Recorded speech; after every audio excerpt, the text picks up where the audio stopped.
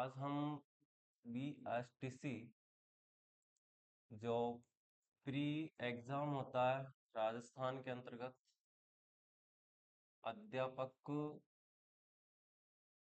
Sorry teacher level 1 के लिए इसका प्रवेश परीक्षा ली जाती है हमारे राजस्थान में।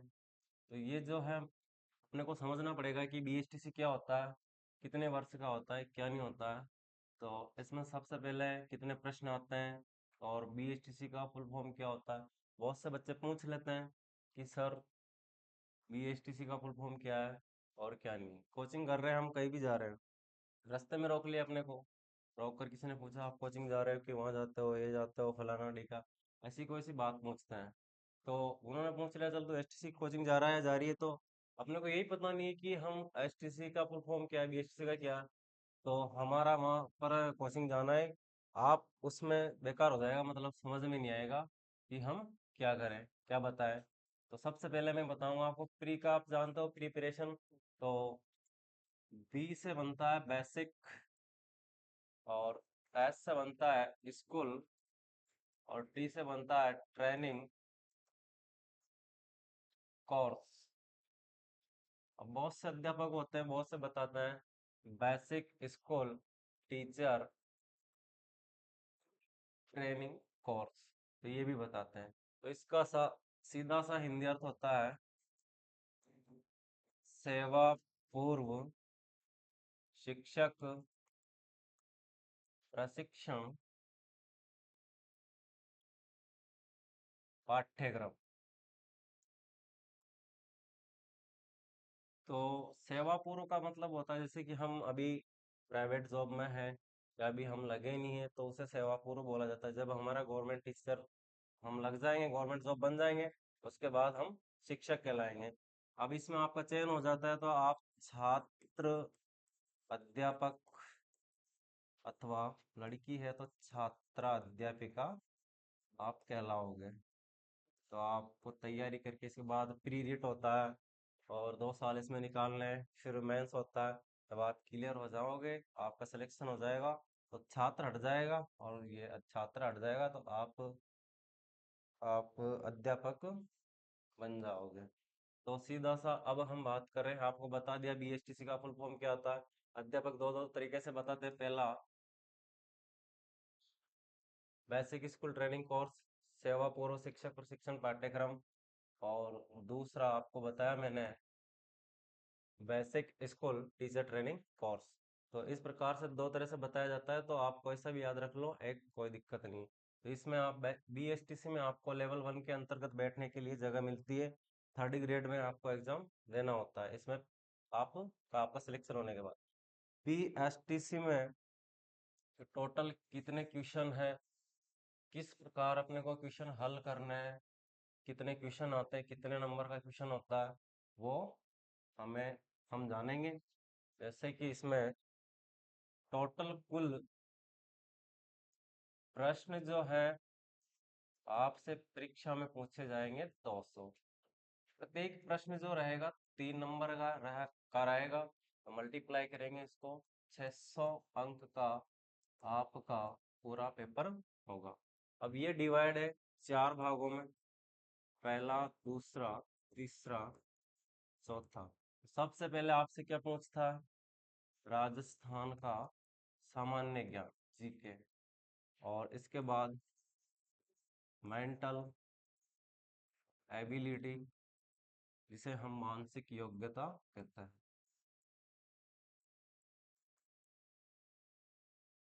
मानसिक योग्यता यही कि आपके अंदर सोचने समझने की कितनी क्षमता है।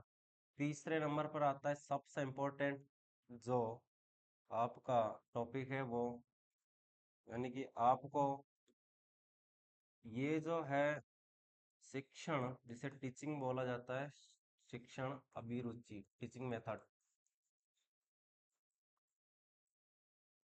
और लास्ट में चौथे में आता है हिंदी प्लस अंग्रेजी। आपको इसमें चॉइस भी होती है, जैसे कि कोई हिंदी के स्थान पर संस्कृत लेता है, संस्कृत भी ले सकता है। और वही इसमें अंग्रेजी भी आएगी।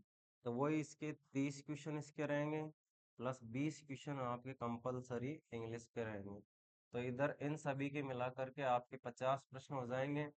और 50 प्रश्न इसके शिक्षण अभिरुचि के, 50 इसके रहेंगे मानसिक योग्यता के, 50 रहेंगे आपके जीके के। तो वही एक इक्वेशन इसमें रहेगा वही 3 नंबर का, तो ये मल्टीप्लाई करेंगे 150, इसको भी 3 से करेंगे, इधर 150, और इधर भी। यहाँ पर रहेगा आपका 0, 1, 2 और 3। इस हिसाब से इसमें आपको प्रश्न नंबर मिलता है। यानी कि जो शिक्षण अभिरुचि होती है वो, कि आपने किस प्रकार सबसे अच्छा ऑप्शन चुना है। अगर आपने सबसे घटिया किस्म का चुना है, यानी कि आप अध्यापक बनने के लायक नहीं हो, तो आपको 0 नंबर मिलेगा। फिर यदि आपने थोड़ा उससे अच्छा चुना है तो 1 नंबर मिलेगा। फिर उससे बेस्ट चुना है 2, और सबसे बेस्ट आपने चुना है तो 3 नंबर मिलेंगे। यानी कि 1 और 2, 3 नंबर मिलेंगे आपको, पहला, दूसरा और तीसरा, यानी कि 1, 2, 3। अगर आपने गलत चुना है तो जैसे कि मान लीजिए किसी दूसरे प्रश्न में इनमें भर रहे हैं, वैसे एक भी नहीं मिलता है तो एक भी नहीं मिलेगा, लेकिन इसमें 1, 2, 3 वाला सिस्टम है। वैसे हिंदी में फिर संस्कृत में 30 क्वेश्चन है, वही जन जो ग्रामर आपने पढ़ी है 10वीं 8वीं 12वीं तक, वो इसी में सामान्य, यानी कि आपकी ग्रामर व्याकरण पूछेगा। वैसे इंग्लिश की ग्रामर पूछेगा जो आप 10th 12th तक पढ़ रहे हो, वही। तो अब आपका इसमें से सिलेक्शन किस प्रकार होगा, यानी कि राजस्थान जी के सभी पढ़ते हैं, सभी को आता है, लगभग लगभग सभी इसको पढ़ लेंगे या रट लेंगे। तो यहाँ पर छोड़ दीजिए कि ये आप मान लीजिए करके आ रहे हैं, लेकिन इसमें सभी का कंपटीशन बराबर लगभग सेम होता है। ये रहा आपका सिलेक्शन का टॉपिक, एक मेंटल एबिलिटी, मानसिक योग्यता। ये बहुत सौ की कमजोरी होती है और बहुत सौ की बहुत ताकत होती है। तो बहुत से जो इसमें आपको इसमें ज्यादा पढ़ना पड़ेगा, इसमें मेहनत करनी पड़ेगी। ये सभी को टॉपिक आता है इसलिए क्रॉस किया मैंने, ये मत सोचना कि भाई ये हमें नहीं आता है, जिसको आता है उसको नहीं आता है, वो बात अलग है। और यहाँ पर सबसे बड़ी बात, सबसे आपका जो रहेगा, ये रहेगा शिक्षण अभिरुचि का। ये अगर आपके एक बार में समझ में आ गया तो आ गया, यानी कि आप अपने आप को अध्यापक मानिए। और 4 ऑप्शन रहेंगे, चारों में से आपको एक ऑप्शन भरना है, जिसमें आपको सबसे बेस्ट ऑप्शन ऑप्शन चुना आपने तो 3 नंबर मिलेंगे, और यदि आपने उससे कम चुना है तो 2, और उससे कम 1। तो इस प्रकार से ये आपको सिलेक्शन दिलवाएगा, एक तो ये वाला मेंटल एबिलिटी, दूसरा शिक्षण अभिरुचि, और तीसरा हिंदी सभी के सेम होता है, सभी के राइट जाते हैं, तो ये आपका कंपटीशन लेवल में नहीं आता। और इसके बाद रहा अंग्रेजी, क्योंकि अंग्रेजी से बहुत से बच्चे हैं जो डरते हैं, घबराते हैं। तो आपको इसकी तैयारी करनी पड़ेगी, एक तो अंग्रेजी है, शिक्षण अभिरुचि है, मेंटल एबिलिटी है, इन तीजों तीन चीज टॉपिक पर ज्यादा फोकस करना पड़ेगा। अगर हम इन पे फोकस करेंगे ज्यादा, तो हमें हमारी रैंक जो है, हमारा नंबर जो है, हमारे परीक्षा में अच्छे आएंगे। तो इस प्रकार इनसे, जैसे कि हिंदी है सभी को पता है, संधि समास जो भी है, संधि विच्छेद समास वगैरह जो आता है इसमें, संज्ञा सर्वनाम, सभी जानते हैं लगभग इसमें। और राजस्थान जी के सब पढ़ लेते हैं, रट लेते हैं। तो आपको सिलेक्शन अगर प्री बीएसटीसी में करना है, तो आपको इन मेंटल एबिलिटी, शिक्षण अभिरुचि और अंग्रेजी पर ज्यादा फोकस करना पड़ेगा। इंग्लिश आपको लगता है बहुत कठिन टॉपिक है, नहीं, ऐसा कुछ ही नहीं है। आपको पढ़ना आता है, ट्रांसलेशन करना आता है, अगर मीनिंग का हिंदी अर्थ करना आता है, तो अंग्रेजी जैसा सिंपल विषय कोई सा नहीं है। तो आपको घबराने की जरूरत नहीं है, इंग्लिश बहुत अच्छा है, ट्रिक बाय ट्रिक आपको बताएंगे, आपको समझाएंगे, आप समझ जाना। और समझ जाओगे आप तो बहुत ही अच्छा रहेगा, ट्रिक के माध्यम से बताएंगे कि आपको कैसा ऑप्शन भरना है, कैसे क्या करना है। तो ये आपका टोटल बी एसटीसी का ये था कि हमारा पेपर कैसा आएगा, कैसा नहीं आएगा। इसमें कोई माइनस मार्किंग नहीं होती है, नेगेटिव मार्किंग भी नहीं है।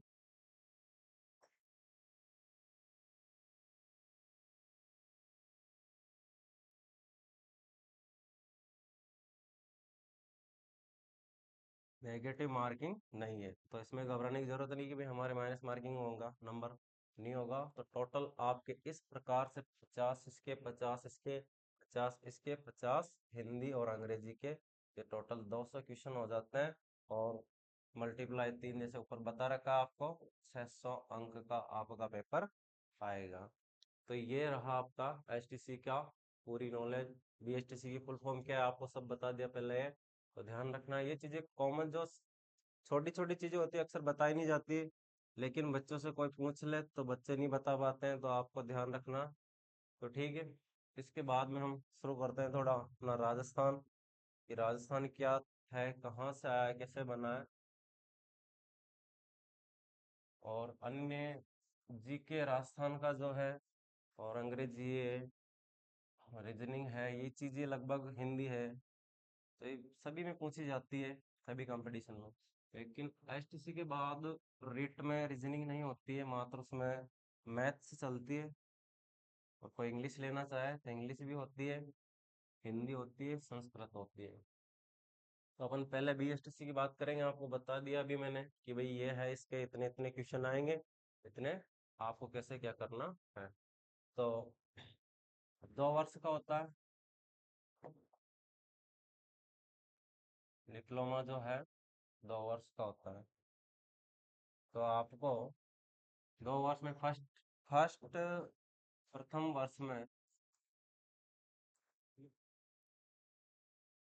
1 से 5, यानी कि कक्षा जो है 1 से 5 तक का प्रशिक्षण दिया जाएगा।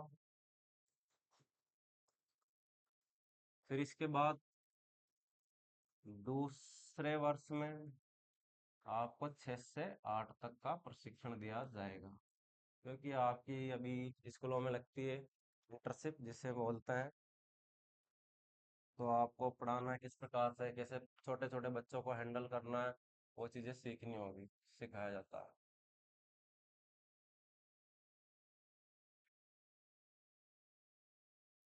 अब हम सबसे पहले जो राजस्थान है अपना,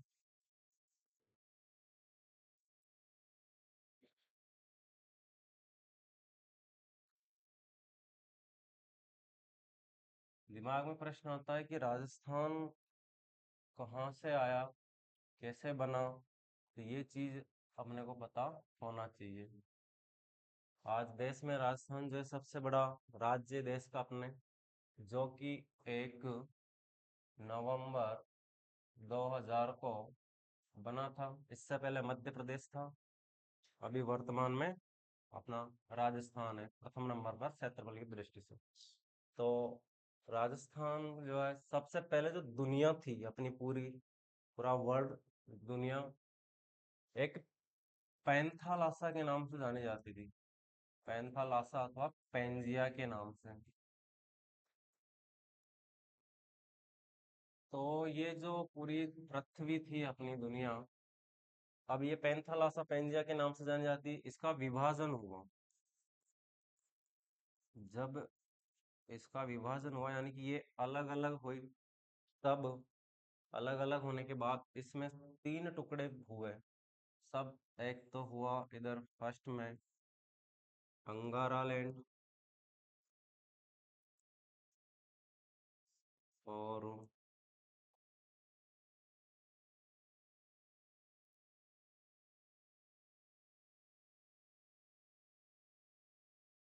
अंगारा लैंड, और इसी के बीच में एक सागर था जिसे टेथिस सागर के नाम से जाना गया, जब इनका विभाजन हुआ। और लास्ट जो है तीसरा गोंडवाना लैंड था।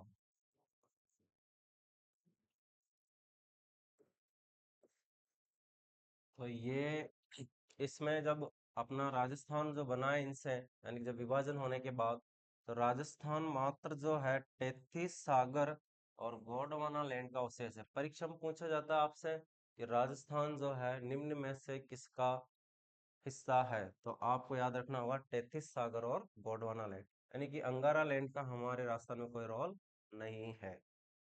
तो इसे याद नहीं रखना, बस इतना याद रखना है कि पहले जो था राजस्थान किसका हिस्सा था, पैंजिया अथवा पैंथालासा का, और किससे मिलकर बना हुआ है, 33 सागर और गोंडवाना लैंड से। विभाजन हुआ 3 भागों में, अंगारा लैंड, 33 सागर और गोंडवाना लैंड। तो परीक्षा में इसमें से प्रश्न आने लायक ये है कि राजस्थान जो है पहले किसका हिस्सा था, पैंजिया अथवा पैंथालासा का। इसका विभाजन 3 भागों में हुआ, पहला अंगारा लैंड, दूसरा बीच में 33 सागर, और लास्ट जो गोंडवाना लैंड। प्रश्न जैसे कि बनता है राजस्थान तैतीस सागर और गोंडवाना लैंड का अवशेष है या भाग है। पूछ ले कोई तो याद रखना है, और एग्जाम में भी पूछा जाता है अधिकतर बहुत सी बार। तो ये राजस्थान जो है 33 सागर और गोंडवाना लैंड का अवशेष है। अब इसके बाद राजस्थान को नाम कब दिया गया था, कब राजस्थान को वास्तव में वैध तौर पर लाया गया था, वो चीज पढ़ेंगे।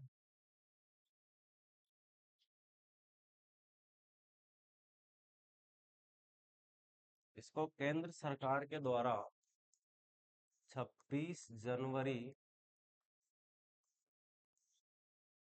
1950, यानी कि हाँ 26 जनवरी 1950 को वैध तौर पर, यानी कि जिसे अपन लीगल बोलते हैं, वैध तौर पर राजस्थान घोषित किया गया।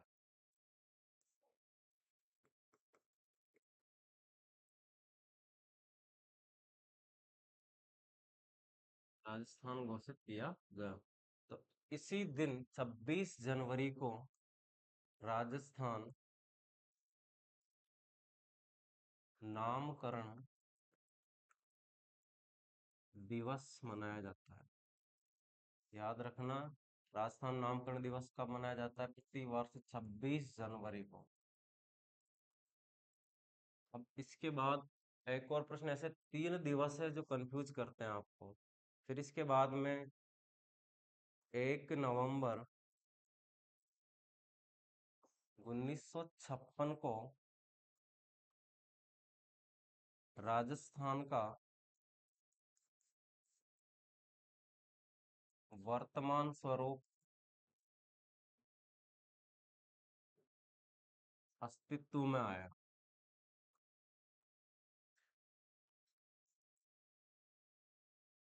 तो इसी दिन 1 नवंबर को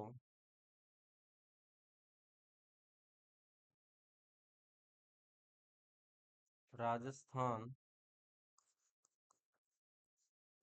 स्थापना दिवस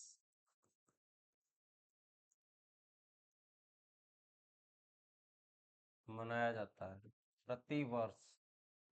तो कब मनाया जाता है, 1 नवंबर को। तो दो प्रश्न तो ये हो गए, राजस्थान नामकरण दिवस कब मनाया जाता है, 26 जनवरी। और राजस्थान स्थापना दिवस कब मनाया जाता है, 1 नवंबर को। तो याद रखना है आपको ये तीन, दो तो ये हो गए, 1 नवंबर, यहाँ से ये प्रश्न बन गया आपका एक, और एक इधर ऊपर बन गया राजस्थान नामकरण दिवस 26 जनवरी। और एक और बनता है तीसरा, आपको जो सभी को पता है कि डायरेक्ट कोई पूछ ले तो 30 मार्च भर के आता है ऑप्शन में, जो कि गलत होता है। वो पूछा जाता है कि लगभग 30 मार्च 1949 को राजस्थान का एकीकरण हुआ था।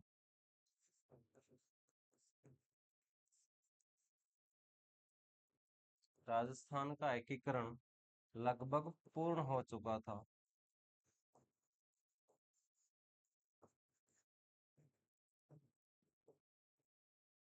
तो इसी दिन 30 मार्च को राजस्थान दिवस मनाया जाता है।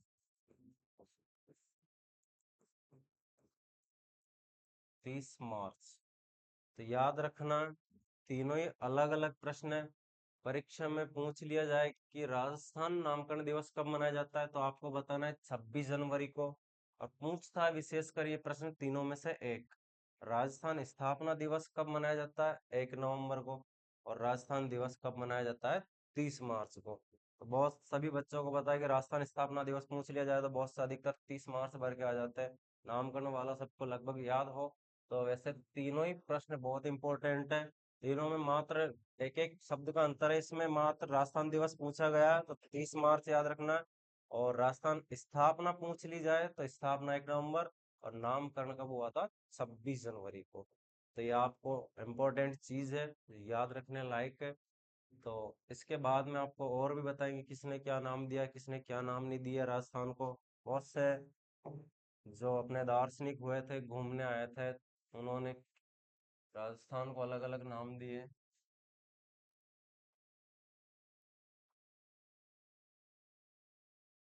तीन प्रश्न आपके यहाँ बन चुके हैं जो बहुत इंपॉर्टेंट है तीनों ही। और अब इसके बाद सभी को पता है, पढ़ रखा है, डायरेक्ट यहीं से पढ़ा होगा।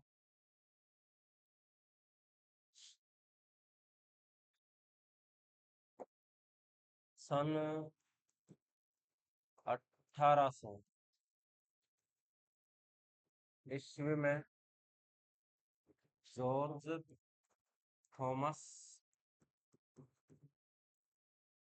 जॉर्ज थॉमस नाम के एक विद्वान थे जो राजस्थान घूमने आए। इन्होंने राजस्थान को राजपूताना नाम दिया।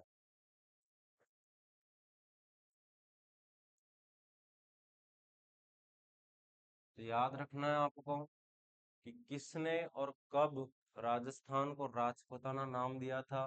परीक्षा में पूछा जाता है। जॉर्ज थॉमस के द्वारा दिया गया था। कब दिया गया था? 1800 ईस्वी में। जिसका उल्लेख, यानी इस नाम का उल्लेख मिलता है, जिक्र होता है, एक इनकी प्रसिद्ध पुस्तक है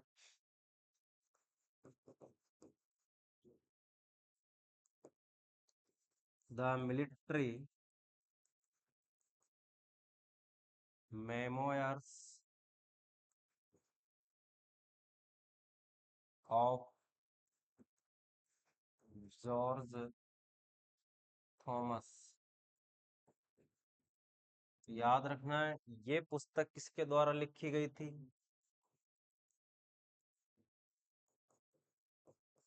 विलियम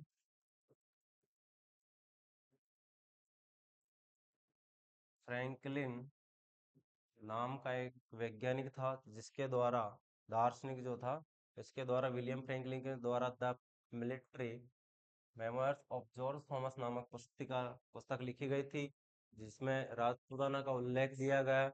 तो आपको याद रखना है, बहुत से बच्चे क्या करते हैं, परीक्षा में पूछ लिया जाता है कि the military memoirs of George Thomas पुस्तक के लेखक कौन है, तो पीछे लिखा हुआ जॉर्ज थॉमस, ऑप्शन में आता है जॉर्ज थॉमस, तो अपन इस पर टिक कर देते हैं। गलत। आपको भरना होगा, याद करना होगा विलियम फ्रैंकलिन, जो कि इन्होंने, यानी कि 1800 ईस्वी में जॉर्ज थॉमस ने राजपूताना नाम दिया राजस्थान को।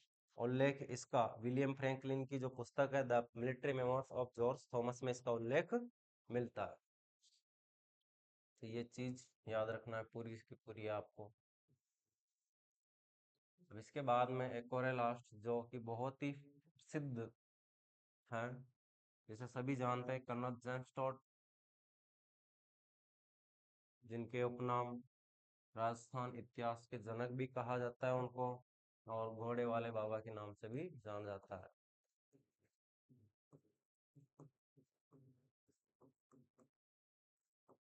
ये आए थे 1829 में। इन्होंने 1829 ईस्वी में राजस्थान के बारे में जानकारी हासिल की थी, वर्णन की।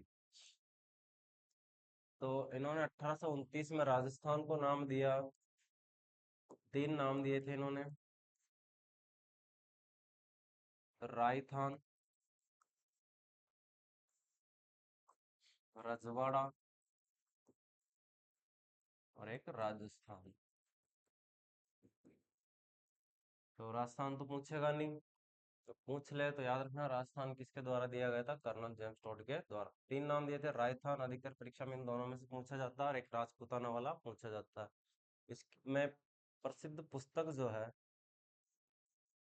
इसका जो उल्लेख मिलता है, वो इनकी पुस्तक है the annals and antiquities of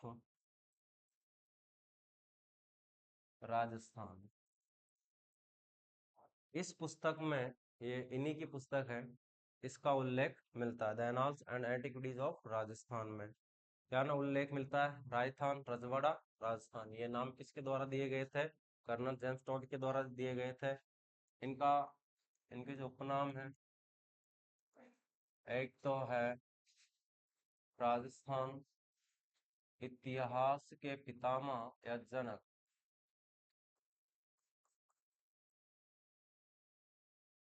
तो आंसर कर्नल जेम्स टॉड। और एक और है, घोड़े वाले बाबा। तो इनको घोड़े वाले बाबा क्यों कहा जाता है?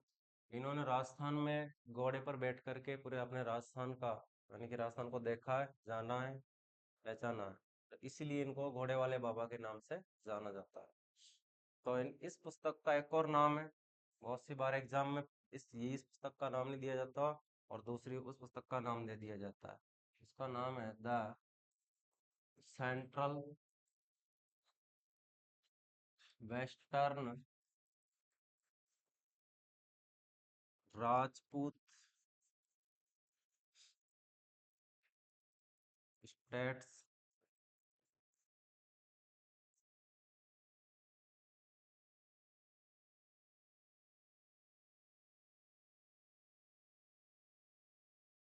ऑफ राजस्थान। तो दोनों ही याद रखना है। वैसे यही आती है अधिकतर, the annals and antiquities of Rajasthan. और दूसरी अगर ये नहीं दी जाए ऑप्शन में, the central western Rajput state of Rajasthan, ये इसका नाम है। दोनों अलग अलग पुस्तकें हैं, यानी कि इसी का अलग नाम है। और इनकी एक और पुस्तक है, ये तो पहली थी इनकी, और ये दूसरी है एक और, the western travels of India.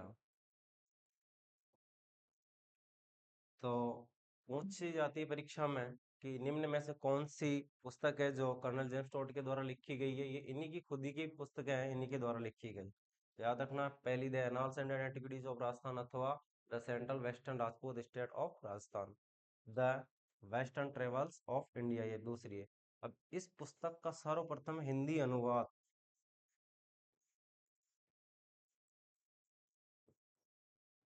Hindi अनुवाद जो किया गया था, वैसे एग्जाम में ऑप्शन आता है डॉक्टर गौरी शंकर हीराचंद ओझा, जिन्हें शॉर्ट में डॉक्टर GSH ओझा बोला जाता है। तो आप अगर ऑप्शन में ये दे रखा हो तो आपको ये क्लिक करके आना है, डॉक्टर गौरीशंकर हीराचंद ओझा। अगर ऑप्शन में ये नहीं दे रखा है तो इसमें एक और आता है नाम, बलदेव मिश्रा। तो बलदेव मिश्रा के द्वारा भी इस पुस्तक का हिंदी अनुवाद किया गया था। तो आपको, जहाँ तक उम्मीद है, अच्छी क्लास लगी होगी। और देखना क्लास को आगे अपने दोस्तों तक सभी के पास पहुंचाना। तो उम्मीद करता हूँ आगे भी इसी प्रकार आप हमसे जुड़े रहेंगे, और हम भी इसी प्रकार आप मेहनत करके आपको पढ़ाते रहेंगे, बताते रहेंगे। जय हिंद, धन्यवाद।